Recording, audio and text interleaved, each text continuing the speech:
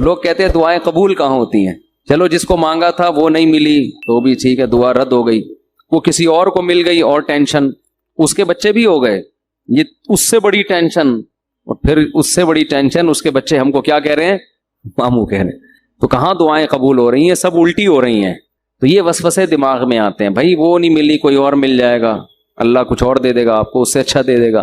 تو 17ویں پارے کا جو ابتدا ہوتی ہے، اقترب للناس حسابهم وهم فی غفلۃ معرضون، لوگوں کا حساب قریب آ چکا ہے لیکن وہ غفلت میں پڑے ہوئے ہیں اور اللہ کی آیتوں سے منہ موڑ رہے ہیں۔ ہر شخص کی موت قریب در قریب ہوتی چلی جا رہی ہے، اور کہتے ہیں هل هذا الا بشر مثلکم، یہ جو محمد صلی اللہ علیہ وسلم باتیں کر رہے ہیں یہ تو ہماری طرح کے انسان ہیں، ہم ان کے کہنے سے اپنی زندگی کیوں چینج کر لیں؟ بھائی کتنی عجیب عجیب دعوے کی ہے نا جو پوری دنیا میں کوئی بھی نہیں مانتا، جو بھی آپ کو نہ ماننے والوں میں، کہ تم مر کے مٹی ہو کے ختم نہیں ہوتے، تم زندہ ہوگے، حساب و کتاب دینا ہے، تو یہ بہت بڑا دعویٰ ہے۔ تو اللہ فرماتے ہیں لوگ کہتے ہیں کہ یہ بشر ہیں تمہاری طرح کے، افتأتون السحر، اے لوگو تم اس جادوگر کی پیروی کرتے ہو، یعنی محمد صلی اللہ علیہ وسلم کو کیا کہتے تھے؟ جادوگر۔ وانتم تبصرون، تم تو بصیرت رکھتے ہو، یہ تو کلام پڑھ پڑھ کے لوگوں کے دلوں پہ حکومت کر رہے ہیں، تو جادو ہے معاذ اللہ۔ اللہ فرماتے ہیں وما ارسلنا قبلک الا رجالا نوحی الیہم، بھائی ہم نے جتنے پیغمبر بھیجے سارے مرد بھیجے ہیں، انسان بھیجے ہیں، آج تک کوئی پیغمبر ایسا نہیں ہے جو ہماری طرح کا انسان نہ ہو، کوئی اور مخلوق ہو، یہ پہلی دفعہ تھوڑی ہوا ہے۔ اس صورت میں اللہ نے توحید کو بہت زیادہ بیان کیا، اور ابراہیم علیہ السلام کا واقعہ بہت اہتمام سے بیان کیا اس صورت میں۔ پہلے میں ابراہیم علیہ السلام کا مختصر واقعہ بیان کرتا ہوں، پھر دوسرے پیغمبروں کا جو اللہ کے ساتھ معاملات ہوئے۔ وَلَقَدْ آتَيْنَا إِبْرَاهِيمَ رُشْدَهُ مِن قَبْلُ، ہم نے ابراہیم کو پہلے ہی سے ہدایت دی تھی۔ ابراہیم اپنے والد اور اپنی قوم سے کہنے لگے مَا هَذِهِ التَّمَاثِيلُ الَّتِي أَنْتُمْ لَهَا عَاكِفُونَ، یہ کیا تصویریں ہیں جن کے سامنے تم ہر وقت مسٹنڈے بنے ہوئے بیٹھے رہتے؟ مسٹنڈے کا لفظ میں استعمال کر رہا ہوں، ایسے گردن جھکا کے ان کے ادب احترام میں بیٹھے رہتے۔ تصویروں میں ایسا ہی ہوتا ہے نا، لوگ اپنے پیروں کی تصویریں لگاتے ہیں، بت بھی ایک تصویر ہی ہوتی ہے، تو بڑی حقارت سے کہا یہ کیا ہے؟ صبح شام ان کے سامنے جھکتے ہو اور مٹھائیاں لا کے رکھ رہے ہو، اور وہ جو کرتے ہیں نا ہندو لوگ صبح شام پتہ نہیں کیا کیا کر رہے ہوتے ہیں، سیوا کر رہے ہو، ان کی بتیاں جلا رہے ہو، یہ کیا ہے؟ یہ ان کی اوقات کیا ہے؟ جب بھی کسی کے پاس کوئی بات کی دلیل نہیں ہوتی نا تو اس کو دلیل سے بات سمجھ میں نہیں آتی، آپ اس کی اس شے کی تحقیر کریں گے تو بات سمجھ میں آئے گی۔ جیسے میں عاملوں کے بارے میں کہتا ہوں ابے یہ کیا ہے، یہ بیکار جاہل قسم کے لوگ ہیں، یہ پٹھان ہوٹل سے 2 پراٹھے تو لا نہیں سکتے، یہ سنگ دل محبوب تمہارے قدموں میں لا کے ڈالیں گے، یہ جو دلیل ہے نا اسٹائل، اس سے ان عاملوں کی عظمت دل سے نکل جاتی ہے۔ اگر عقل مند ہوگا آدمی، عقل مند نہیں ہوگا تو پھر وہ تو پھر سمجھاتے رہو ساری زندگی۔ ابے ان پرچیوں میں کیا رکھا ہوا ہے جو تم گلے میں کالے کالے پٹے لٹکا کے گھومتے ہو؟ کل ایک صاحب اچھے بھلے موٹے تازے ہٹے کٹے، ان کے گلے میں نے ایک تعویذ دیکھا، میں نے ان سے کہا یہی اسٹائل تھا میرا، یہ کیا لٹکایا ہوا ہے یار کالا پٹا ہندوؤں کی طرح؟ کہتے ہیں بھائی جائز تعویذ ہے۔ میں نے کہا جائز ناجائز کی بحث میں نے کی آپ سے، اچھا لگ رہا ہے یہ کالا پٹا گلے کے اندر لٹکایا ہوا یہاں پہ؟ چھوڑو، سنت پر عمل کرو۔ نبی اس رات کو سورہ فلق سورہ ناس پڑھ کے دم کیا کرتے تھے، جائز ناجائز کی بحث میں تو میں پڑھ ہی نہیں رہا نا، یہ اچھا لگ رہا ہے، یہ میں تو یہ پوچھ رہا ہوں یہ اچھا لگ رہا ہے، یہ کیا پٹے گلوں میں ڈالے ہوئے ہیں؟ جانوروں کے گلے میں پٹے ہوتے ہیں یا مشرکوں کے گلے میں پٹے لگتے ہیں، وہ کالے دھاگے نیلے دھاگے، لوگوں کو دیکھا ہوگا نا اپنے انگوٹھے پہ الگ دھاگا باندھا ہوا ہے، ادھر الگ دھاگا، ادھر امام ضامن، ادھر کچھ ادھر کچھ۔ او بھائی نیٹ کلین سیدھے سادے گھومو، کوئی ٹینشن ہو اللہ سے دعا مانگو، ختم۔ اور سنت کو فالو کرو۔ سنت میں کیا ہے؟ رات کو سونے سے پہلے 4 قل پڑھ کے دم کر لیا، آیت الکرسی پڑھ لی، سورہ بقرہ کا آخری حصہ پڑھ لیا، بس۔ اب بھی اگر جن آ رہا ہے تو اس کا مطلب یہ ہے کہ وہ جو ہے نا اب آئے گا لازمی، وہ جن نہیں ہے، وہ کوئی اور چیز ہے، وہ جی ٹھیک ہے نا، تو نہیں آئے گا جن چڑیل بھوت انشاءاللہ۔ یہ ان تعویذ گنڈے والوں کے زیادہ آتے ہیں جن چڑیل بھوت۔ تو میرا بھی یہی اسٹائل ہوتا ہے، کیا گلے میں جاہلوں کی طرح پٹے ڈال کے، وہ کہتا ہے کیا ناجائز ہے؟ وہ بھائی ناجائز کا فتویٰ میں نہیں دے رہا، لیکن یہ اچھا لگ رہا ہے آپ کے گلے میں تو چھوڑو، اس کو اٹھا کے پھینکو۔ ہمارے گلے میں دیکھا کبھی کوئی پٹا؟ اللہ کا شکر ہے ہمارے بچوں کے گلے میں کوئی پٹا نہیں ہے، کچھ بھی نہیں۔ آرام سے ہنسی خوشی الحمدللہ اللہ زندگی دے رہا ہے, اللہ کرے ایسا ہی ہو. اور عاملوں کے خلاف اتنا بولنے کے باوجود آج تک کوئی عامل ایسا نہیں ہے کوئی جن چڑیل بھیج کے مجھے کوئی نقصان پہنچا سکے. ان کم بختوں کے پاس کچھ ہے ہی نہیں. یہ تو بزدل لوگوں کے لیے اللہ نے ان لوگوں کو پیدا کیا ہے. تو اس لیے یہ پٹے مٹے کالے نیلے پیلے فلیتے پلیتے دھاگے یہ چھوڑ دو, یہ سب چیزیں ہیں, ٹھیک ہے, کچھ نہیں رکھا ان چیزوں میں. اللہ پہ اعتماد اور توکل کرو. اچھا بھائی, تو ابراہیم علیہ السلام نے فرمایا ما ہذہ التماثیل, یہ کیا تصویریں ہیں بھائی تمہارے ہاتھوں کی بنائی ہوئی. تو قوم جواب میں کہنے لگی کہ وجدنا آباءنا لہا عابدین, بھائی ہماری پرمپرا ہے یہ, آپ ہندوؤں سے کہیں نا ان بتوں کی کیوں عبادت کرتے ہو. تو وہ جواب میں کہتے ہیں بھائی جب ہم ہندو گھر میں پیدا ہوئے ہیں تو ہمارا خاندان اور ہمارا مذہب ہمیں گاڈ کی طرف سے کیا ملا ہے, یہی ملا ہے, تو اللہ ہم سے اسی پہ خوش ہے. یہ دلیل درست نہیں ہے. ایک عیسائی سے میں نے پوچھا یار تم کیوں اس مذہب کو فالو کرتے ہو. اس نے کہا کہ اگر اللہ کو مجھے مسلمان بنانا تھا تو اللہ مجھے مسلم گھر میں پیدا کر دیتا. جب اللہ نے مجھے کرسچن پیدا کیا ہے اس کا مطلب وہ اسی پہ خوش ہے. میں نے کہا اچھا بھائی. میں نے کہا اس کا مطلب ایک آدمی چوری کرتا ہے, آپ اس سے کہتے ہو کہ چوری کیوں کرتے ہو, وہ کہتا ہے میرا خاندانی چور ہے. میں کس گھرانے میں پیدا ہوا, چوروں کے گھرانے میں. میرے ابا مسجد سے چپل چراتے ہوئے پکڑے گئے تھے, ماموں گھنٹی بجاتے ہوئے پکڑے گئے تھے, اور خالہ سٹا لگاتے ہوئے پکڑی گئی تھی. تو ہمارا تو خاندان ہی کیا ہے. تو اللہ کو اگر مجھے نیک بنانا تھا تو مجھے ڈاکوؤں کے گھر میں پیدا نہ کرتا. تو یہ دلیل درست ہوگی. تو جیسے عملی خرابی ہوتی ہے اسی طرح نظریے کی بھی خرابی ہوتی ہے. تو باپ دادا کی وجہ سے نہ عملی خرابی اختیار کرنے کی اجازت اور نہ نظریاتی خرابی. ہاں باپ دادا اگر خاندانی ہو پھر ان کو فالو کرنے کا حکم ہے. اس لیے کہ بہت سے لوگ نا یہ آیتیں ہمارے خلاف فٹ کر رہے ہوتے ہیں کہ تم اپنے باپ دادا کو مانتے ہو, ابو حنیفہ امام شافعی کو فالو کرتے ہو نبی کو چھوڑ کے. نبی کو چھوڑ کر ابو حنیفہ کو فالو کرنا ممکن ہی نہیں ہے, کیونکہ ابو حنیفہ اور نبی کا راستہ ایک ہی ہے. یہ ہے کہ قرآن و سنت کا ایک مطلب آپ نے سمجھا اور ایک مطلب ابو حنیفہ نے. ابو حنیفہ کی سمجھ پہ پوری امت گواہی دیتی ہے کہ وہ مجتہد تھے, آپ کی سمجھ پہ 4 آدمیوں کے علاوہ کوئی بھی نہیں مانتا. تو ایسے مجتہد کو فالو کرنا یہ قرآن و سنت ہی کو فالو کرنا ہے. ہاں مجتہد کی کوئی بات قرآن و حدیث کے خلاف ثابت ہو جائے اس میں مجتہد کو فالو کرنا جائز نہیں ہے, لیکن یہ ثابت ہر نتھو پتھو کا کام نہیں ہے. آپ اپنی عقل کی کمی کی وجہ سے یہ سمجھ رہے ہوتے ہو کہ ابو حنیفہ کا قول حدیث کے خلاف ہے. اصل میں آپ کی سوچ اور آپ کا علم کیا ہوتا ہے, ناقص ہوتا ہے. تو آپ اس کو تھوپ رہے ہوتے ہو پوری دنیا پر. خیر, تو ابراہیم علیہ السلام نے فرمایا کیا ما ہذہ التماثیل, یہ کیا ہے. یہ نا توہین کے وقت ایسا کہا جاتا ہے. تو انہوں نے کہا ہم نے اپنے باپ دادا کو اسی پہ پایا. تو ابراہیم علیہ السلام نے فرمایا لقد کنتم انتم, بے شک تم بھی, وآباؤکم تمہارے ابے دادے بھی, فی ضلال مبین کھلی ہوئی گمراہی میں پڑے ہوئے تھے. اب پوری قوم ایک طرف, اکیلے ابراہیم ایک طرف. قالوا وجئتنا بالحق ام انت من اللاعبین, انہوں نے کبھی اتنے اسٹریٹ فارورڈ اپنے بتوں کے خلاف سنا نہیں تھا. فرسٹ ٹائم وہ یہ سن رہے تھے کیونکہ جس ماحول میں ابراہیم علیہ السلام پیدا ہوئے نا وہاں تو سارے بتوں کی عبادت کرنے والے, ہمیشہ بتوں کا نام احترام سے لینے والے, بھگوان پہ چڑھاوے چڑھانے والے. فرسٹ ٹائم انہوں نے اتنا کانفیڈنس کے ساتھ یہ بات سنی تھی کہ تم بھی اور تمہارے باپ دادے بھی کیا ہیں غلط. تو وہ جواب میں کہتے ہیں اجئتنا بالحق ام انت من اللاعبین, اے ابراہیم آپ مذاق تو نہیں کر رہے ہمارے ساتھ. بعض دفعہ انسان مذاق میں ایسا بولو نا کہہ دیتے. ان کو اندازہ نہیں تھا کہ کوئی سیریسلی بھی ایسا کوئی بات کر سکتا ہے. اس سے پتہ چلتا ہے ماحول کیسا انسان کو تباہ کرتا ہے. سب ایک ہی گیت گانے لگتے ہیں بیٹھ کے. کیا آپ مذاق کر رہے ہیں, یہ حق پر ہیں. ابراہیم نے فرمایا نا میں مذاق نہیں کر رہا.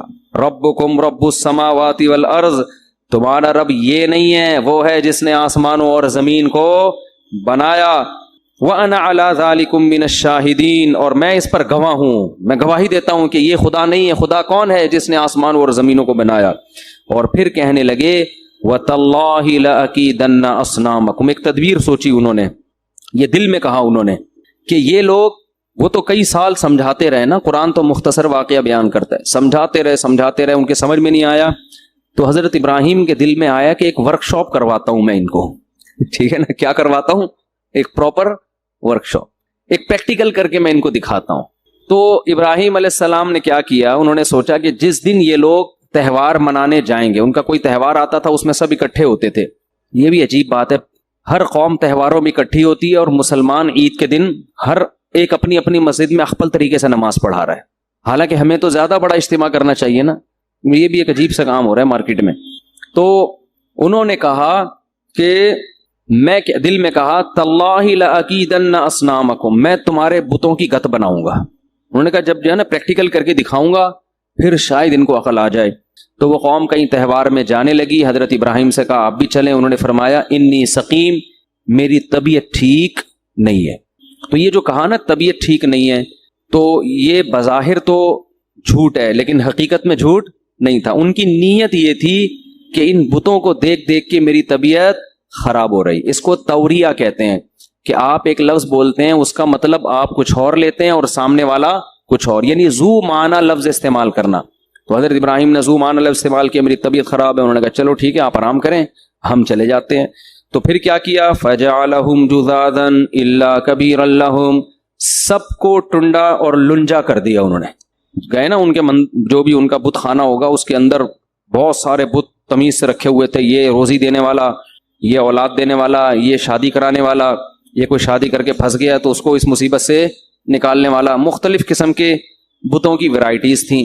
ابراہیم علیہ السلام نے جا کے, بڑی ہمت کی بات ہے, پوری قوم میں اکیلے یہ کام کر رہے ہیں, تو کسی کے کان کاٹ دیا, کسی کے ہاتھ کاٹ دیا, کوئی لنگڑا کنا بنا دیا کسی کو. تو یہ سارا کام کرنے کے بعد جب وہ لوگ واپس, اچھا بہت ابراہیم علیہ السلام نے ذہانت یہ کی کہ جو ان میں سب سے بڑا مستنڈا تھا نا اس کے گلے میں کوڑھالا لٹکا دیا, اس کو کچھ نہیں کیا اس کے گلے میں کیا کر دیا, کلہاڑا لٹکا دیا. تو جب وہ واپس لوٹے تو وہ اپنے بتوں کا حال دیکھ کے حیران ہو گئے, بھئی یہ ہمارے بت کو, ہمارے بھگوانوں کو, خداؤں کو ہو کیا گیا ہے. تو کہنے لگے من فعل ھذا بآلہتنا انہ لمن الظالمین, جس نے ہمارے خداؤں کے ساتھ یہ حرکت کی ہے وہ بہت بڑا ظالم ہے. اب کس نے کی ہے, قالوا سمعنا فتى یذکرہم, لوگوں نے کہا ایک نوجوان ہے جو اکثر ان کا تذکرہ, برا تذکرہ کرتا رہتا ہے. ایک دن کہہ رہا تھا یہ کیا تم لوگوں نے رکھے ہوئے ہیں عبادت کے لیے, یقال لہ ابراہیم, اس کا نام کیا ہے ابراہیم, اسی نے کیا ہوگا, اور تو کوئی برا بھلا بولنے والا نہیں ہے. قالوا فاتوا به علی اعین الناس, لوگوں نے کہا کہ سب کے سامنے اس کو لے کر آؤ تاکہ سب کے سامنے جرم کا اعتراف کرے وہ. قالوا اانت فعلت ھذا بآلہتنا یا ابراہیم, کیا آپ نے اے ابراہیم ان بتوں کے ساتھ یہ کیا ہے. ایک کی آنکھ غائب ہے, ایک کی ناک پتہ نہیں مارکیٹ سے شارٹ ہو گئی ہے, ایک کا گھٹنا تلاش کر رہے ہیں, تلاش کرنے کے باوجود نہیں مل رہا, پتہ نہیں کدھر گیا ہے, تو آپ نے کیا یہ. حضرت ابراہیم نے فرمایا بل فعلہ کبیرہم ھذا, یہ جو ہے نا یہ جو سب سے بڑا نہیں ہے, چپ کر کے آرام سے مستنڈا بنا ہوا بیٹھا ہوا ہے, جس کو کچھ بھی نہیں ہوا اور کلہاڑا بھی اسی کے گلے میں, اس نے کیا ہے. فاسألوہم, اور جن کے ساتھ ہوا ہے نا ان سے پوچھو, وہ سب اسی کا نام لیں گے. جن کے ساتھ یہ کچھ ہوا ہے بھائی, جو زخمی ہوئے ہیں وہ زخمی خود بتائے گا کہ ہمارے ساتھ یہ کس نے کیا ہے, تو سب ایک ہی کا نام لیں گے, ان سے پوچھ کے دیکھو, سب بتائیں گے اس نے کیا ہے. فاسألوہم ان کانوا ینطقون, اگر یہ بولتے ہیں تو ان سے پوچھو. فرجعوا الی انفسہم فقالوا انکم انتم الظالمون, قرآن کہہ رہے چند سیکنڈ کے لیے نا سب اپنی بغلیں جھانکنے لگے اور اپنے دل میں بولنے لگے یار تم واقعی بڑے برے لوگ ہو, بڑے ہی ظالم لوگ ہو, یہ کم بخت کہاں سے بتا سکتے ہیں. تو ان کا ضمیر ان کو ملامت کرنے لگا کہ کیا پتھروں کو تم نے خدا بنا کے رکھا ہوا ہے جو کم بخت بول نہیں سکتے. تھوڑے دیر کے لیے تو ان کو یہ احساس ہو گیا, اور حضرت ابراہیم کا مقصد بھی یہ تھا. ثم نکسوا علی رؤوسہم, پھر پلٹے اور کہنے لگے لقد علمت ما هؤلاء ينطقون, ابراہیم آپ کو پتہ ہے یہ بول نہیں سکتے. دیکھو حضرت ابراہیم یہ عمل کروا کے نا ان کی زبان سے نکلوانا چاہ رہے تھے کہ یہ کسی کام کے نہیں ہے, یہ کسی کام کے نہیں ہے. یہ تبلیغ کا بڑا خاندانی طریقہ تھا, لیکن آپ کسی ہندو کے مندر میں جا کے اس طریقے پر عمل نہ کریں, وہ آپ کو بھی ٹنڈا اور لنجا بنا سکتا ہے. پھر لوگ آپ سے پوچھ رہے ہوں, ان سے بتوں سے کوئی نہیں پوچھے گا کون کس نے کیا, آپ سے لوگ پوچھ رہے ہوں گے آپ کے ساتھ یہ کس نے کیا.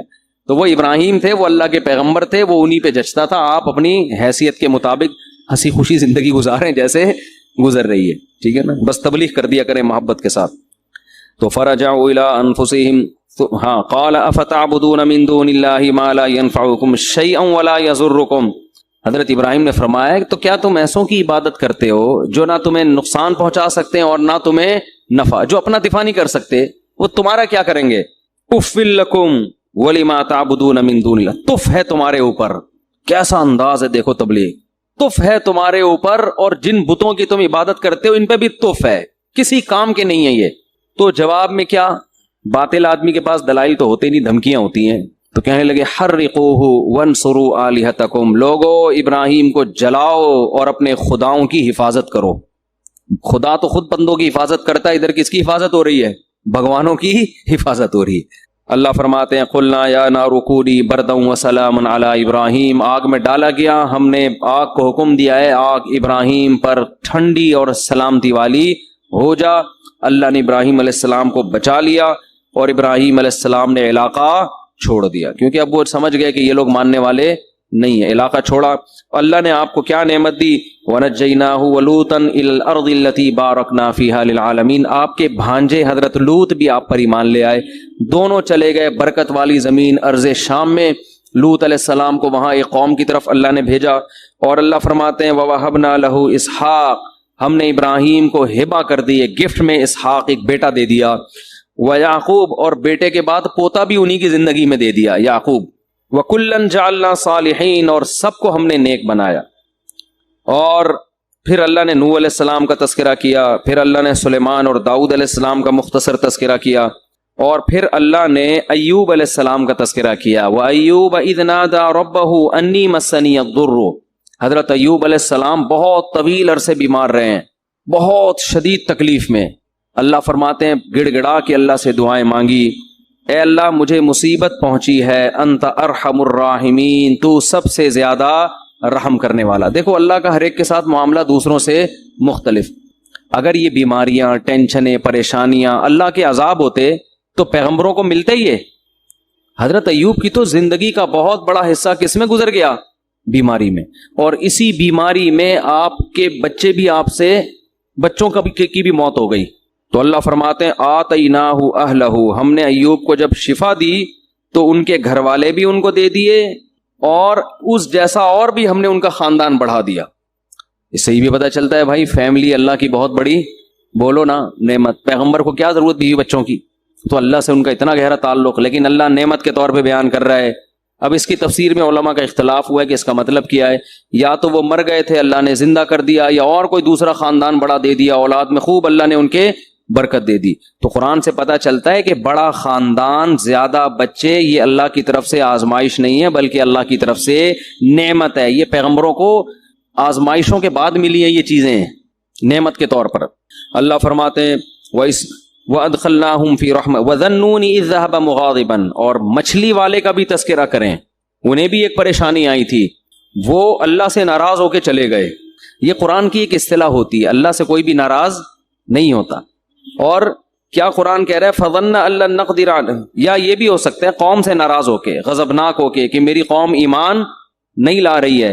فَظَنَّ أَن لَّن نَّقْدِرَ عَلَيْهِ، یہ سمجھ بیٹھے کہ جیسے ہمیں ان پر قدرت ہی نہیں ہے. حضرت نوح علیہ السلام، یونس علیہ السلام اپنی قوم کو تبلیغ کر رہے تھے. جب مایوس ہو گئے نا تو حضرت یونس کو لگا کہ اب ان پر عذاب آئے گا اور یہ ہلاک ہو جائیں گے، تو اللہ کے خوف سے بستی چھوڑ کر نکل گئے. اللہ کے علم میں یہ بات تھی کہ جب یہ قوم عذاب دیکھے گی تو توبہ کر لے گی. یہ قوم عذاب دیکھے گی تو کیا ہوگا؟ دوسری قومیں تو عذاب دیکھ کے بھی مذاق اڑاتی تھیں. قوم عاد نے کیا کہا تھا؟ پیغمبر نے کہا کہ یہ بادل ہیں جو پتھر برسائیں گے. انہوں نے کہا نہ بادل پتھر تھوڑی، بارشیں ہوں گی، مزہ آئے گا، انجوائے کریں گے ہم. وہ کہہ رہے ہیں عذاب آ رہا ہے، وہ کہہ رہے نہیں. تو قرآن کہہ رہے صرف یونس علیہ السلام کی واحد قوم ایسی قوم ہے جس نے جب عذاب دیکھا تو فوراً اس نے کیا کر لی؟ توبہ. ابھی عذاب کا کوڑا برسا نہیں تھا، عقل مند لوگ تھے اور یہ ڈر گئے تھے کہ پیغمبر ہمارے درمیان نہیں ہے، کوئی اب مسئلہ نہ ہو جائے. تو اللہ نے ان سے عذاب کو دور کر لیا. پھر اللہ نے حضرت یونس کی گرفت کی کہ آپ میری پرمیشن کے بغیر بستی چھوڑ کر نکلے کیوں؟ تو پھر قرآن اپنے انداز میں ڈانٹ لگاتا ہے. تو اس کا یہ مطلب نہیں ہوتا کہ وہ نافرمان تھے یا واقعی اللہ کا ان پہ غضب ہوا، ایسا کچھ نہیں ہے. یہ اللہ کا جلال ہے نا، اللہ کا انداز، کلام کا انداز ہے. اللہ فرماتے ہیں یونس یہ سمجھے اللہ نقدر علیہ کہ ہم ان کو پکڑ ہی نہیں سکیں گے، حالانکہ یونس ہرگز ایسا نہیں سمجھے. اگر وہ ایسا سمجھتے تو وہ تو اسلام سے خارج ہو جاتے نا. لیکن عمل سے ایسا لگ رہا تھا گویا وہ یہ سمجھ رہے ہیں کہ ہم ان کو پکڑیں گے نہیں اس پہ. تو اس لیے علماء ان آیات کی تعویل کرتے ہیں دوسری آیات کی روشنی میں. یہ آیتیں اپنے ظاہر پر نہیں ہوتی. تو اللہ فرماتے ہیں پھر کیا ہوا, سمانگ لگانی پڑی. اور وہ کیسے, یونس علیہ السلام جب گئے نا تو کشتی میں وزن زیادہ ہو گیا اور کشتی ڈوبنے لگی. تو وہاں لوگوں نے کہا کہ کوئی شخص ہم میں ایسا ہے, کوئی غلام اپنے مولا کی پرمیشن کے بغیر بھاگا ہے, تو قرآن اندازی ہوگی, جس کا نام آیا اس کو سمندر میں چھلانگ لگانی پڑے گی تاکہ دوسرے لوگ بچ جائیں. تو نام کس کا آیا؟ یونس علیہ السلام. کیا آزمائش ہے یار, ساری زندگی تبلیغ کی ہے بھائی. یعنی میں آج کل دینداروں کی بات کر رہا ہوں کہ جو نماز پڑھتے ہیں, روزہ رکھتے ہیں, کہتے ہیں یار ہم تو اتنے نیک لوگ ہیں, نہ کبھی. پرسوں کیا ہوا, میں آپ کو دلچسپ واقعہ سناؤں. میں کسی کام سے صدر کی طرف رات کو جا رہا ہوں 2 بجے. راستے میں ہوٹل میں ہم نے کہا کہ چلو کھانا کھاتے ہیں, بھوک بہت سخت لگ رہی تھی, کھانا نہیں کھایا ہوا تھا. تو ہوٹل میں جب میں بیٹھا تو ایک صاحب آئے, گھنٹہ انتظار کیا نا میرا انہوں نے کہ یار آپ کھانا کھاؤ تو میں نے آپ سے ایک سوال پوچھنا, اور بڑی عقیدت میں نے کہا چلو بیچارے اتنی دیر سے بیٹھے ہوئے ہیں, کھانا ہم نے تسلی سے کھایا, آ کے مجھ سے ملے, السلام علیکم. وعلیکم السلام, خیریت سے ہیں جی؟ الحمدللہ. بڑی خوشی ہوئی. میں نے کہا ماشاء اللہ. کہتے ہیں ایک سوال پوچھنا ہے آپ سے. یہ کوئی غیبت کی بات نہیں ہے, نہ کوئی اس میں ٹینشن کی بات ہے.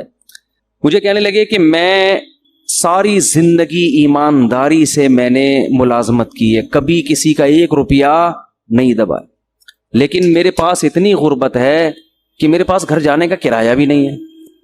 تو یہ ایماندار لوگوں کے ساتھ ایسا کیوں ہوتا ہے؟ اور مجھے اس سوال کا صحیح جواب چاہیے.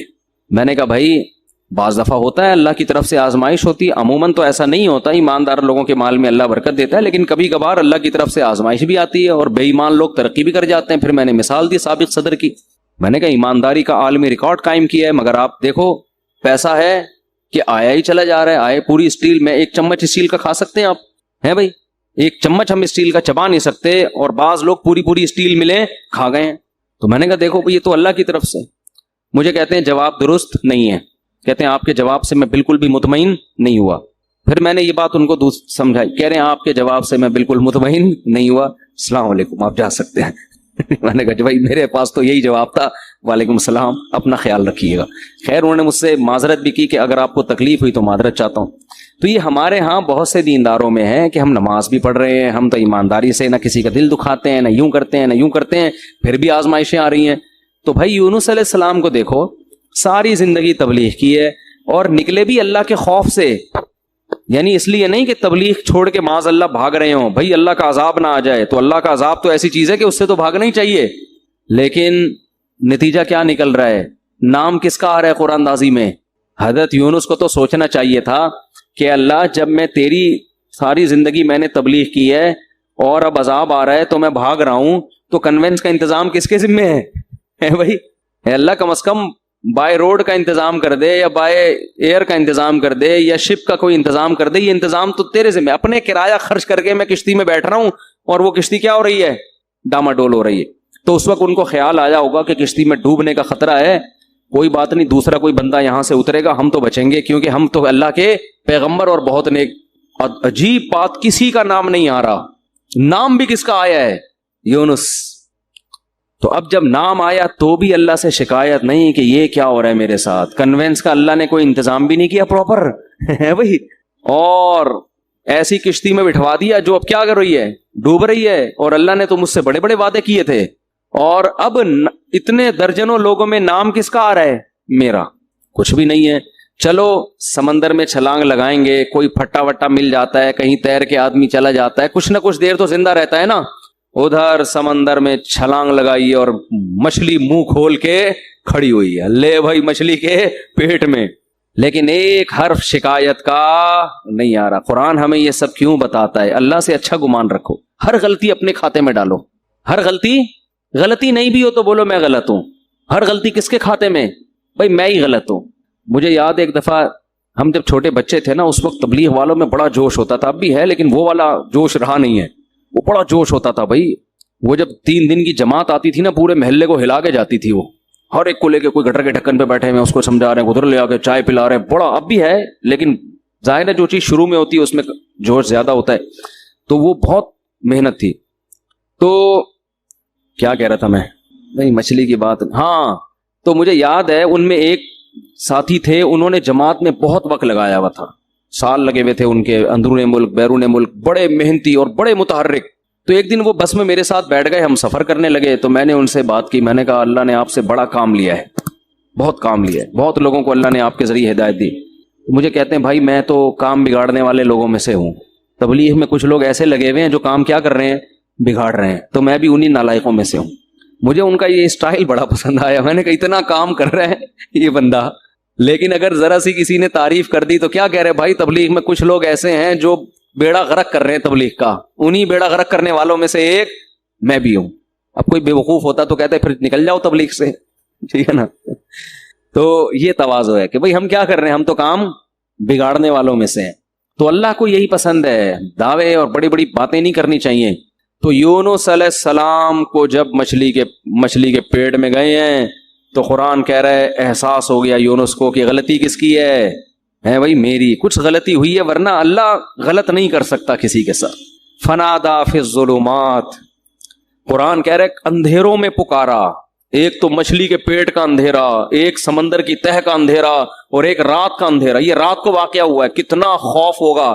ابھی آپ کو سمجھ میں نہیں آ رہا, کبھی سمندر میں رات کو سفر کریں, پھر آپ کے اچھوں کو بھی سمجھ میں آئے گا کیا حالت ہوتی. فی الظلمات اللہ الہ الا انت, کہ اللہ تیرے سوا کوئی عبادت کے لائق نہیں. سبحانک, تو ہر عیب سے پاک ہے, تو ظلم نہیں کرتا. انی کنت من الظالمین, میں ہی ظالم ہوں, غلطی کس کی ہے میری. قرآن کہہ رہے ہم نے مچھلی کو حکم دیا اگل دے بھائی کنارے پہ لے جا کے اس کو, بس یہی دکھانا تھا ہم نے. اور پھر اللہ نے کیا کیا, جب مچھلی نے کنارے پہ اگلا ہے تو سمندر کے کنارے پہ تو کچھ بھی نہیں ہوتا, وہاں اللہ نے اپنی قدرت سے فوراً درخت پیدا کر دیا, چھاؤں پیدا کر دی, اور پھر ان کو حکم دیا واپس جاؤ اپنی قوم کے پاس. ہم نے اس قوم سے عذاب کو ختم کر دیا ہے. تو یونس علیہ السلام کے ساتھ جو یہ معاملہ تھا, اس کو قرآن تو اس انداز سے بیان کر رہا ہے, لیکن جو اللہ کے کلام کے مزاج سے واقف ہے نا, ان کو پتہ ہے یہ اللہ کا انداز ہے بات کرنے کا. حقیقت میں یہ سزا نہیں تھی, بلکہ ان کے درجے کو اور زیادہ بلند کرنا, رہتی دنیا تک لوگوں کو بتانا کہ اللہ کے اپنے محبوب بندوں کے ساتھ معاملات کیا ہوتے ہیں. تو دیکھو ایک بات خوب یاد رکھو, ہم نے شریعت پہ چلنا ہے اور موت تک چلتے رہنا ہے. جو بھی ہو جائے, جیسا غلط ہو اچھا ہو, یہ ہمارا ہیڈک نہیں ہے, یہ مسئلہ اللہ کا ہے, سمجھتے ہو. اور آپ نے اپنے لحاظ سے شریعت کے حکم پر عمل کیا, بعد میں پتہ چلا حکم ایسے نہیں بلکہ ویسے ہے, ٹینشن لینے کی ضرورت نہیں ہے. بھائی ہم تو اسی کے مکلف ہیں.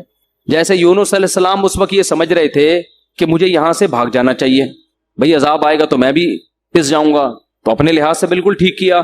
اللہ نے سزا دی اور سمجھایا کہ بھاگنا نہیں چاہیے تھا. انہوں نے کہا اللہ میں توبہ کرتا ہوں.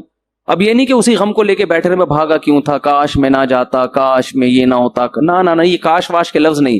علماء کہتے ہیں اگر آپ سے غلطی بھی ہو جائے, جب توبہ کر لی نا, اس غلطی کو ہمیشہ سے اپنی ڈکشنری سے نکال دو. پھر یہ پاگلوں کی طرح سوچنا کاش یہ نہ کرتا, ہائے یہ نہ کرتا, یہ پاگل اور وہمی ہونے کی علامت. غلط ہو صحیح ہو, جو آپ کے سمجھ میں آ رہا تھا آپ نے اس وقت کیا. غزوہ احد میں دیکھو نا 70 حضرات شہید ہو گئے. تو یہ نہیں کہ صحابہ بیٹھ کے بار بار یہ سوچ کاش ہم مدینہ سے باہر نہ نکلتے, کاش مدینہ کے اندر رہتے, اس نے یہ بولا تھا, انہوں نے بولا تھا مدینہ سے باہر جاؤ, انہوں نے مروایا ہے, اس نے یوں کروایا ہے, یہ کروایا. قرآن کیا کہہ رہا ہے, فَإِذَا عَزَمْتَ فَتَوَكَّلْ عَلَى اللَّهِ, بھائی سوچ سمجھ کے ایک رائے قائم کی, اللہ پہ چھوڑ دو بس. اور دوبارہ بھی یہی ہوگا, مشورے اسی طرح سے ہوں گے. اور اگر مگر کا لفظ استعمال نہ کرو, کتنا صاف پابندی لگا دی نا, آگے بڑھو بس. تو اس میں نقصان ہو فائدہ ہو, کیونکہ اصل آخرت ہے, آخرت میں اللہ نوازے گا آپ کو. تو یونس علیہ السلام کو دوبارہ اللہ نے بھیجا. پھر اللہ نے حضرت زکریا کا واقعہ بیان کیا. وہ بھی ایک غم میں مبتلا تھے. وہ غم کیا تھا, اولاد نہیں تھی, پریشان تھے, ساری زندگی دعائیں مانگتے مانگتے مانگتے گزر گئی, مگر اولاد نہیں ہوئی. بالآخر بوڑھے ہو گئے اور بالوں میں بھڑکنے والی سفیدی آ گئی. ایسی سفیدی جو بالکل بال بھڑک رہے ہوتے ہیں نا, سفیدی سے چمک رہے ہوتے ہیں, ایسی سفیدی. بیوی بانجھ بھی تھی اور اب بوڑھی بھی ہو گئی. جوان عورت اگر بانجھ نہ ہو, بوڑھی ہونے کے بعد تو ویسے ہی اولاد کا امکان ختم. اور اگر پہلے سے بانجھ بھی ہو اور پھر بوڑھی بھی ہو جائے, اب تو کوئی چانس ہی نہیں ہے. لیکن دعائیں اللہ سے مسلسل مانگ رہے ہیں. تو اللہ نے کیا فرمایا, اذ نادا ربہ, زکریا کو یاد کرو, انہوں نے اپنے رب کو پکارا, رب لا تذرنی فردن, اے اللہ مجھے تنہا مت چھوڑ. حالانکہ آپ کے تو ہزاروں شاگرد تھے, اولاد مانگ رہے ہیں اللہ سے. وَأَنْتَ خَيْرُ الْوَارِثِينَ, اے اللہ تو سب سے بہتر وارث ہے. فاستجبنا لہ، اللہ فرماتے ہم نے ان کی دعا کو قبول کیا، ووہبنا لہ یحییٰ، ہم نے گفٹ میں ان کو یحییٰ عطا کیے، پہلے ہی اللہ نے نام بھی بتا دیا، وَأَصْلَحْنَا لَهُ زَوْجًا، ان کی زوجہ کو بھی تندرست کر دیا، اولاد کے قابل بنا دیا۔ کیوں یہ عجیب کام کیوں کیا؟ اس لیے كَانُوا يُسَارِعُونَ فِي الْخَيْرَاتِ، فرمایا یہ خاندان ایسا تھا کہ یہ نیکی کے کاموں میں ایک دوسرے سے آگے بڑھنے کی فکر میں لگے رہتے تھے۔ انداز دیکھو قرآن کا، ہمارے خاندانوں میں کیا ہے، پیسہ کمانے میں ایک دوسرے سے اسپیڈ، ہر آدمی کوشش کر رہے ہیں میری اسپیڈ اس سے کیا ہو جائے، صحت میں میری اسپیڈ اس سے زیادہ، جم میں جب جاتے ہیں تو ایک دوسرے کے ڈولے دیکھ کے کہتے ہیں کہ میرے اس سے، وہ جو ٹریننگ دینے والا ہوتا ہے اس سے کہتے ہیں، اشارہ کر کہتے ہیں اس سے ڈبل ہونا چاہوں، ڈبل، 1-2 مہینے بعد مجھے اس سے ڈبل کر دو۔ کسی کی فٹنس دیکھ کے کہتے ہیں کہ اس کی کمر نظر تو آ رہی ہے، میری ایسی ہونی چاہیے کہ CID والے بھی تلاش کریں تو ان کو نہ ملے۔ تو ہم فٹنس میں، صحت میں، دولت میں، ان میں کیا کر رہے ہیں آگے۔ اگر یہ اللہ کے لیے ہو تو پھر تو ٹھیک ہے، لیکن اللہ کے لیے ہے نہیں نا، مسئلہ تو عیاشی کے لیے۔ تو اللہ فرماتے ہیں زکریا، ان کی زوجہ اور یہ جو خاندان تھا، یہ نیکیوں میں، خیر کے کاموں میں ایک دوسرے سے آگے بڑھنے کی کوشش کرتے رہتے۔ حضرت شیخ الحدیث مولانا زکریا رحمۃ اللہ علیہ نے اپنی آپ بیتی میں لکھا ہے کہ ہمارے گھر میں اتنی عبادت کا ماحول ہے کہ ہماری بیٹیاں، بہویں تلاوت میں ایک دوسرے سے مقابلہ کر رہی ہوتی ہیں، رمضان میں تہجد میں ایک دوسرے سے مقابلہ ہوتا ہے۔ تو یہ جب تک یہ سوچ پیدا نہیں ہوتی نا، انسان کوئی کارنامہ سر انجام نہیں دیتا۔ ہمیں یاد ہے جب جاگنے کی راتیں آتی تھی، ہم چھوٹے بچے تھے تو مسجدوں میں ہمارے مقابلے ہوتے تھے، کتنی رکعتیں کون پڑھے گا، ابے اس نے 50 پڑھ لی، ہم کہتے ہیں ابے ہم 100 پڑھ کے دکھائیں گے۔ اب یہ مقابلے بھی گھروں میں بھی، یہ مقابلے ختم، اب اسکور کون PUBG میں زیادہ بنا رہا ہے، اب مقابلے اس میں ہو رہے ہیں۔ تو آج بھی الحمدللہ ایسے علماء موجود ہیں جن کے گھروں میں تلاوت کا معمول اور عبادت کا معمول۔ تو اللہ فرماتے ہیں یہ لوگ نیکیوں میں، صدقات و خیرات میں، نمازوں میں ایک دوسرے سے سبقت کرتے تھے۔ وَيَدْعُونَنَا رَغَبًا وَرَهَبًا، یہ جملہ جو ہے نا یہ پہلے سے بھی زیادہ اہم ہے، اور یہ ہمیں پکارا کرتے تھے جہنم کے خوف اور جنت کی لالچ میں۔ آج جو ہماری دعائیں ہیں ان میں جنت اور جہنم کا عنصر کم ہو گیا ہے، دنیا کا عنصر زیادہ ہو گیا۔ ٹھیک ہے، وہ بھی دنیا بھی مانگے اللہ سے، لیکن جس چیز کی جتنی زیادہ ضرورت ہو سب سے زیادہ وہ مانگنی چاہیے۔ ہمیں سب سے زیادہ ضرورت اس بات کی ہے کہ اللہ ہمیں سیدھے راستے پہ چلا دے۔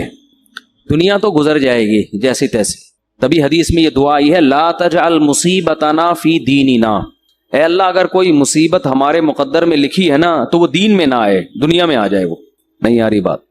اگر اللہ کرے کہ کہیں مصیبت نہ آئے، لیکن اگر کوئی مصیبت لکھی ہوئی ہے، آنی ہی ہے، تو اللہ اس سے دنیا کا نقصان ہو جائے، آخرت کا نقصان نہ ہو، دین خراب نہ ہو ہمارا۔ کیوں؟ دنیا مسافر خانہ ہے بھائی، جیل میں بھی گزر جائے گی، ایک دن آئے گا۔ 1000 سال بھی عمر اگر ہمیں مل جائے نا وہ بھی ختم ہوگی۔ نوح علیہ السلام کی ہو گئی نا ختم، تو ہماری بھی ختم ہو جائے گی ایک دن۔ تو اللہ کہتے ہیں جنت کی لالچ اور جہنم کا خوف، یعنی راتوں کو اٹھ کے جو دعائیں مانگتے تھے اس دعا میں زیادہ عنصر کیا تھا؟ اے اللہ جہنم کی آگ سے بچا اور جنت کی نعمتیں عطا کر، پھر اس کے لیے عملی کوشش بھی کرے انسان۔ پھر اللہ نے حضرت مریم کا تذکرہ کیا کہ کیسے پاک دامن تھی۔ تو یہ تو تھی سورہ حج، اس کے بعد ہے سورہ انبیاء تھی، پھر سورہ حج ہے۔ سورہ حج میں اللہ نے قیامت کے زلزلے سے اس کو شروع کیا۔ اے لوگو اتقوا ربکم، اپنے رب سے ڈرو، ان زلزلۃ الساعۃ شیء عظیم، قیامت کا زلزلہ کوئی معمولی چیز نہیں ہے۔ یوم ترونھا، جس دن تم اس زلزلے کو دیکھو گے، تذہل کل مرضعۃ عما ارضعت، سب سے زیادہ ماں اپنے دودھ پیتے بچے سے محبت کرتی ہے۔ اللہ فرماتے ہیں ہر دودھ پلانے والی، چاہے وہ انسان ہو یا جانور ہو، وہ اپنے دودھ پلانے والے بچے سے اس زلزلے کو دیکھ کر غافل ہو جائے گی۔ وَتَضَعُ كُلُّ ذَاتِ حَمْلٍ حَمْلَهَا، ہر حمل والی عورت یا جانور وہ اپنے بچے کو اس ٹینشن سے گرا دیں گے۔ وَتَرَى النَّاسَ سُكَارَىٰ، اور تم اس منظر میں اگر لوگوں کو دیکھو گے تو ایسا لگے گا یہ نشے میں ہیں۔ وَمَا هُمْ بِسُكَارَىٰ، حالانکہ انہوں نے نشہ نہیں کیا ہوگا۔ وَلَٰكِنَّ عَذَابَ اللَّهِ الشَّدِيدُ، اللہ کا عذاب بہت سخت ہوگا۔ ومن الناس، آگے اللہ نے فرمایا یا ایھا الناس ان کنتم فی ریب من البعث، اے لوگو اگر تمہیں قیامت کے زلزلے اور اس کے بعد مرنا اور پھر مٹی ہو کے دوبارہ زندہ ہونے پر یقین نہیں ہے، تم یہ کہتے ہو کہ یہ خدا یہ کام کیسے کرے گا، فَإِنَّا خَلَقْنَاكُم مِّن تُرَابٍ، تو دیکھو ہم نے تمہیں مٹی سے بنایا ہے سب سے پہلے۔ کوئی یہ کہہ سکتا ہے یہ مٹی سے چلتے پھرتے انسان، دو آنکھیں دو کان ناک دل دماغ جگر کھوپڑی، یہ سارا سیٹ اپ بن کے چلتا پھرتا پتلا، کوئی کہہ سکتا ہے یہ؟ فرمایا ہم نے مٹی سے بنایا، ثم من نطفۃ، پھر اس مٹی کو منی کے قطرے میں تبدیل کیا ہم نے، اس کو دیکھو کیسا عجیب ہے، ثم من علقہ، پھر وہ ماں کے رحم میں جمے ہوئے خون میں تبدیل ہو جاتا ہے، حالانکہ اس منی کے قطرے میں اور خون میں کوئی آپس میں مناسبت نہیں ہے۔ ماں روٹی کھاتی ہے اور اس کو ہم کیسے جمے ہوئے خون میں تبدیل کر دیتے ہیں، کتنا عجیب کام ہے کہ ثم من مضغہ، فرمایا پھر اس کو گوشت کا لوتھڑا بنا دیتے ہیں، بلڈ سے گوشت بنانا بھی کس کا کام ہے؟ اللہ، مخلقۃ غیر مغلقۃ، پھر کیا دوسرے مقام پہ اللہ نے فرمایا پھر ہم اس کے ہڈیاں اور اس کے اوپر گوشت چڑھا دیتے ہیں اور پھر تمہیں ماں کے بطن سے باہر نکال دیتے ہیں، ثم نخرجکم طفلا ثم لتبلغوا اشدکم، کمزور پیدا ہوتے ہو پھر تمہیں پروان چڑھا کے لتبلغوا اشدکم، ایک دن جوانی کی دہلیز پہ قدم رکھتے ہو، تمہارے چال میں طاقت، تمہاری آواز میں طاقت، تمہارے بازو میں طاقت، تمہارے سوچنے سمجھنے میں طاقت، ومنکم من یتوفی، کچھ لوگ تو جوانی میں مر جاتے ہیں، پھر اللہ کیا تصرف کرتا ہے، یرد الی ارذل العمر، کچھ لوگوں کو سخت بڑھاپے کی طرف ریورس کر دیتا ہے، لکی لا یعلم من بعد علم شیئا، سب کچھ جانتے بوجھتے ہوئے بھی احمق اور بے وقوف بن جاتا ہے، وہ ایسا دماغ اللہ اس کا معاف کر دیتے ہیں۔ فرمایا کہ یہ اگر تمہیں شک ہے تو خدا کی قدرت کے یہ نمونے تم اپنی آنکھوں سے صبح و شام دیکھ رہے ہو، تو وہ خدا مٹی ہونے کے بعد دوبارہ زندہ کیوں نہیں کر سکتا؟ اللہ کہتے ہیں ایک اور دلیل ہم دیتے ہیں، وَتَرَى الْأَرْضَ حَامِدَةً، زمین کو دیکھو کیسے مرجھائی بھی پڑی ہوئی ہوتی ہے، کھود کے دیکھو گے مٹی گوبر کے علاوہ کچھ بھی نہیں ملے گا۔ کوئی کہہ سکتا ہے اس میں پانی ڈالو تو یہ سب کچھ اگے گا، کچھ ہے ہی نہیں، نہ اس میں خربوزہ ہے، نہ تربوز ہے، نہ انار ہے، نہ انگور ہے، کچھ بھی نہیں نظر آئے گا اس میں تمہیں، لیکن تمہارے رب نے ایسے سافٹ ویئر اس مٹی کے اندر انسٹال کر دیے ہیں کہ فَإِذَا أَنزَلْنَا عَلَيْهَا الْمَاءَ، جیسے ہی ہم آسمان سے پانی اور برساتے ہیں، اہتزت، ایک دم زمین حرکت میں آنا شروع ہو جاتی ہے، وربت، اور اس کا سینہ پھٹنا شروع ہو جاتا ہے، وَأَنبَتَتْ مِن كُلِّ زَوْجٍ بَهِيجٍ، ہر طرح کے خوشنما درخت اور پھول بوٹے اور پھل وہ پیدا کرنا شروع کر دیتی ہے۔ اسی زمین سے کیسے پھول خوبصورت، کیسے جنگل آباد ہوتے ہیں، ذالک، اللہ کہتے ہیں یہ خدا اس لیے کر رہا ہے تمہیں یقین آ جائے بِأَنَّ اللَّهَ هُوَ الْحَقُّ، کہ وہ اللہ برحق ہے، وَأَنَّهُ يُحْيِي الْمَوْتَى، وہی مردوں کو دوبارہ زندہ کرے گا، تاکہ تم یہ نہ کہہ سکو یہ مردے زندہ کیسے ہوں گے، یہ اللہ اس لیے کر رہا ہے، بتائے گا جو یہ کر سکتا ہے، جو مٹی سے خربوزے انار انگور انار پیدا کر سکتا ہے، وہ مٹی کو ریورس کر کے تمہیں دوبارہ انسان کیوں نہیں بنا سکتا، وَأَنَّهُ عَلَى كُلِّ شَيْءٍ قَدِيرٌ، اور تمہیں یقین آ جائے کہ اللہ ہر چیز پر قدرت رکھتا ہے، وَأَنَّ السَّاعَةَ آتِيَةٌ لَا رَيْبَ فِيهَا، تمہیں پتہ چل جائے کہ قیامت ایک دن آئے گی اور اس کے آنے میں کوئی شک نہیں ہے، وَأَنَّ اللَّهَ يَبْعَثُ مَن فِي الْقُبُورِ، اور جو قبروں کے اندر دفن ہیں لوگ پڑے ہوئے ہیں، اللہ ان کو ایک دن اکھاڑ کے اپنے سامنے کھڑا کر دے گا۔ کیا انداز ہے قرآن مجید کا!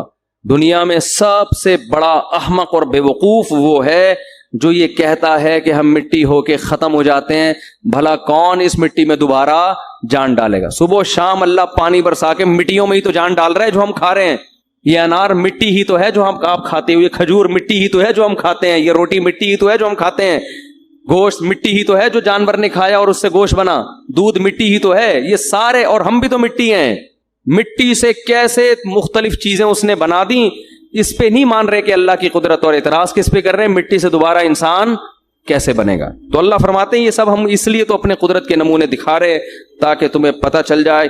پھر اللہ کہتے ہیں وَمِنَ النَّاسِ مَن يُجَادِلُ فِي اللَّهِ بِغَيْرِ عِلْمٍ، بہت سے لوگ ایسے ہیں جو اللہ کے بارے میں بغیر دلیل کے جھگڑتے ہیں۔ کیا جھگڑنا؟ وہی اللہ کہہ رہے زندہ کروں گا اور یہ کہتے ہیں نہیں ہوگا۔ فرماتے ہیں ان کا انداز کیا ہوتا ہے، ثانی عطفہ، جب ان کے سامنے اللہ کی آیات تلاوت کی جاتی ہیں کہ تم زندہ ہوگے تمہیں حساب دینا ہے، تو یہ اپنے پہلو کو موڑ لیتے ہیں وہاں سے، چلو یار کوئی اور بات کرو، یہ کیا قصے کہانیاں لے کے بیٹھ گئے۔ یہ انداز ہے قرآن کا. ثانی عطف, اپنے پہلو کو کیا کر لیتا ہے, فولڈ کر لیتا ہے, فوراً موو کرتا ہے وہاں. کھانے پینے کی بات ہو, خربوزے کی بات ہو, تربوز کی بات ہو, سموسے کی بات ہو, توجہ کرے گا, ہاں جی ذرا اونچا بولیں کیا کہہ رہے ہیں آپ. پیسوں کی بات ہو, بحریہ ٹاؤن کی بات ہو, گاڑیوں کی بات ہو, 4 شادیوں کی بات ہو, کرے نہ کرے لیکن سنے گا شوق سے. لیکن جب بات ہوگی کہ تمہیں ایک دن خدا زندہ کر کے حساب دے گا, تو قرآن کہہ رہا ہے ثانی عطفہ, اپنے پہلو کو فوراً کیا کرتے ہیں, موڑتے ہیں. کیوں؟ یعنی ٹاپک کو کیا کرو بھائی, چینج. جیسے ہوٹلوں میں لکھا ہوتا ہے نا, سیاسی باتیں کرنے پر پابندی ہے, پھڈا ہو جاتا ہے نا بعض دفعہ. تو یہی ہمارا مزاج ہے. ثانی عطفہ لیضل عن سبیل اللہ. ایک آیت پڑھ کے بس درس کو ختم کرتا ہوں. اللہ نے فرمایا وَمِنَ النَّاسِ مَن يَعْبُدُ اللَّهَ عَلَى حَرْفٍ. کچھ لوگ ایمان لے بھی آتے ہیں, فرمایا کچھ ایسے ہیں جو مان بھی جاتے ہیں, لیکن ان کا انداز کیا ہوتا ہے, وہ اللہ کی عبادت کرتے ہیں کنارے پہ کھڑے ہو کر. فَإِنْ أَصَابَهُ خَيْرٌ اطمأنَّ بِهِ. اگر اسلام میں فائدہ نظر آ رہا ہے, بہت زبردست مذہب ہے اسلام, واقعی اسلام پہ چلنا چاہیے. سمجھ میں آ رہی ہے بات؟ جب زکوٰۃ لینی ہو تو اسلام, کیونکہ اسلام نے زکوٰۃ کو فرض کیا, بہت اچھا حکم ہے, لائیے زکوٰۃ نکالیے, ٹھیک ہے نا. جب دینے کی باری آئی, لوگ کہتے ہیں میرے پر 1 کروڑ روپے 2.5 لاکھ زکوٰۃ بن رہی ہے, 2.5 لاکھ کون دے گا؟ وہ بھائی 1 کروڑ بھی تو ہے تیرے پاس, اس کو نہیں دیکھ رہا, 1 کروڑ کو نہیں دیکھے گا, تو 2.5 لاکھ نکل رہے ہیں نا, اس پہ موت آ رہی ہے. اور صرف زکوٰۃ نہیں, اسلام تو کہہ رہا ہے اور بھی سخاوت کرو, ہاتھ کھولو اللہ کی راہ میں اپنا, مرنا ہے ختم ہوئے. ہم چائنیز کی طرح یہ پیسہ قبر میں تھوڑی لے کر جائیں گے. وہ ملیشیا میں قبرستان ہے نا, چائنا والے ڈالر کے اتنے بڑے بڑے وہ کرنسیاں لے کے اپنے ساتھ دفن ہوتے ہیں, قبرستان ہے وہاں پہ. تو ہمارا تو یہ نظریہ ہے کہ یہ نوٹ ہم اپنے ساتھ قبر میں نہیں لے کے جائیں گے, یہاں جو خرچ کر دیے وہ آخرت, وہ قبر میں پہلے پہنچ گئے, اس کی نیکی پہنچ جائے گی. تو اللہ فرماتے ہیں کہ جب کوئی ان کو خوشی پہنچتی ہے, اطمئن بھی, تو مطمئن ہوتے ہیں. اسلام بڑا زبردست مذہب ہے. وَإِنَّ 4 شادیاں کی باتیں بھی ہیں بھائی اسلام میں. وَإِنَّ أَصَابَتْهُ فِتْنَةٌ, جب کوئی آزمائش آتی ہے, انقلب علی وجہہ, الٹے منہ اسلام سے واپس پھرتے ہیں. تو یہ اپنے مطلب کا مذہب ہے. خسرت دنیا والآخرہ, فرمائے یہ دنیا میں بھی برباد اور آخرت میں بھی. اسی طرح یاد رکھو کہ خواہشات کی بیس پر اپنا مسلک چھوڑنا بھی اسی میں داخل ہے. طلاقیں دے دے کے اہل حدیث سے جو فتویٰ لے کے آتے ہیں نا, ان پہ بھی یہی آیتیں فٹ ہو رہی ہیں. ابھی تک تو 4 امام اہل سنت والجماعت کے سمجھ میں آ رہے تھے, جیسے ہی 3 طلاقیں دے دی تو اب کہاں جا رہا ہے, خواہشات پوری کرنے کے وہاں سے. تو اس سے بیوی حلال نہیں ہوگی, اس کو سمجھ لو. تو اور ان لوگوں کی زندگی میں کبھی بھی سکون نہیں آتا. تو خسرت دنیا والآخرہ, اللہ فرماتے ہیں دنیا بھی برباد اور آخرت بھی برباد. ذالک هو الخسران المبین, یہ بہت بڑا خسران ہے, خسارہ ہے کہ جب اسلام میں فائدہ نظر آ رہا تھا تو اسلام, نقصان نظر آ رہا تھا تو اسلام سمجھ میں نہیں آ رہا. اللہ تعالی ہمیں صحیح طرح سے اسلام پر چلنے کی